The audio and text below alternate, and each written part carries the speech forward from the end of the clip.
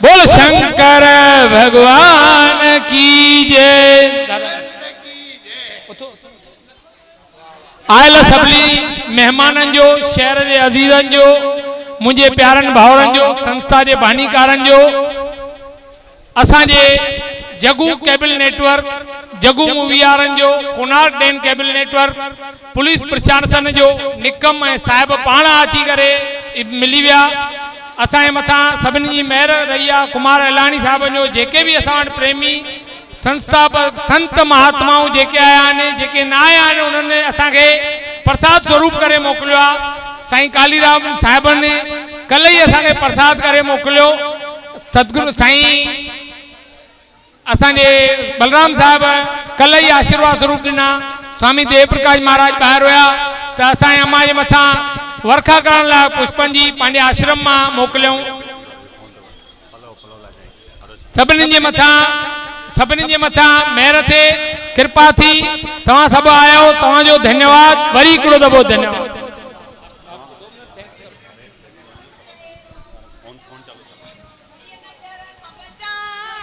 लोली गाया हेतल पंहिंजी इंदौरन में मजुलाया। वंशिका दुख न ॾिसंदी 100 साल जीअंदी, दुख न ॾिसंदी 100 साल जीअंदी, बुढ़ी नजर खां बचाया लोली गाया। वंशिका पंहिंजी इंदौरन में मजुलाया।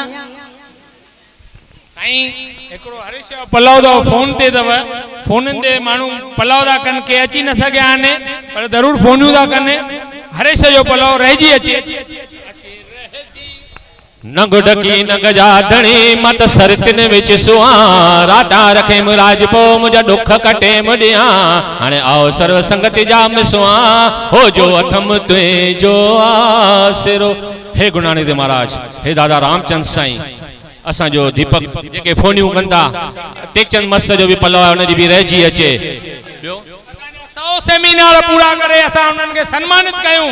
एड़ो दिलबर जेको पाने घर मां निकरी अरे अॼु कुछ करे त ॾिसो, हिकिड़ो पेर अॻियां भरे त ॾिसो।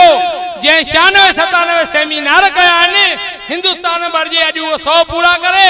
असां 17 नवंबर उन्हनि खे सम्मानित। वाह वाह धन्यवाद। ॿियो हरेश जो भी पलो आहे, उन जे भी धंधे रोजगार में बरकत, सेहत सालिम कंच जहिड़ी कया कजो। हे असांजो यश, वो चए तो मुझो नालो खयो वई न बाबा यश जो, उन जी भी रहिजी अचे पढ़ाई में पूर। उहा माता जी शेवा कंदो रहे, वडर जी शेवा कंदो रहे, उन जे मथा भी हमेशा दया कंदा रहजो। बोलो दादा रामचंद्र साहिब की जय। अचे रहजी शलतो सा जुदा न थियूं पिरी हिक पल, अचे रहजी हो जैसी आहे जिया में ही जान पिरी हिक पल, अचे रहजी दिलबर, अचे रहजी माता। भाई दीपक रोहिड़ा जेको माता जी वर्सी हेॾे धाम धूम सां मल्हाइनि था, उन असांजे मंडलीअ तरफ़ां दीपक लाल के लख लख करोड़ करोड़ वाधायूं वाधायूं वाधायूं। ऐं असांजी रुक्मणी माता जेका सतगुरु स्वामी शांति प्रकाश महाराज जो उन्हनि खे नाम हुयो, ऐं वर्सी भी ॾिसो था अॼु 15 तारीख़ अगस्त, 15 अगस्त माता जी वर्सी आहे। एक्चुअल वर्सी इंग्लिश हिसाब सां सतगुरु स्वामी शांति प्रकाश महाराज जी भी वर्सी 15 तारीख़ अथव। ठीक 16 सालन खां पोइ इहा हिकु भाग जी निशानी आहे। साॻो ई ॾींहुं सतगुरु स्वामी शांति प्रकाश महाराज जो, साॻो ई ॾींहुं रुक्मणी माता जो, ऐं नाम भी सतगुरु स्वामी शांति प्रकाश महाराज जो आहिनि। ऐं उन्हनि जे ई दर जी हिकु इहा हुई, ऐं उन्हनि वटि आई उन्हनि खे इहो मिलियो नामदान। उन्हनि जे वठण खां पोइ हो अॻियां वधिया, ऐं सतगुरुनि जे ठीक 16 सालनि खां पोइ उन ई 15 अगस्त अगले साल अहिड़ो योग बणिजो। हुन दर ते सतगुरु स्वामी जी वर्सी पई मनाइजे, हिते असांजे माता जी वर्सी पई मनाइजे। जय जय, इहा हिकु भाग जी निशानी आहे। हिकु दफ़ो माता जी वरी जयकार कयो, बोलो रुक्मणी माता की, सतगुरु स्वामी शांति प्रकाश महाराज की जय। आयो लाल कयो झूले। भाई वर्सी माना वर्ष जण, मेलो माना मेल मिलाप। ॾिसो था हेॾी संगत अची वई आहे, ऐं सभु दीपक खे माता खे श्रद्धांजलि ॾियनि था, दीपक खे वाधायूं ॾियनि था। इन ॻाल्हि जी असांजे तरफ़ां बि दीपक लाल खे ताड़ीअ लाइ जोर सां लख लख करोड़ करोड़ वाधायूं वाधायूं वाधायूं वाधायूं। जेके ये कथाऊं कनि थियूं, ये माताऊं भेनर अचनि थियूं पियूं, जंहिंजे निमित्त असां ई कार्यक्रम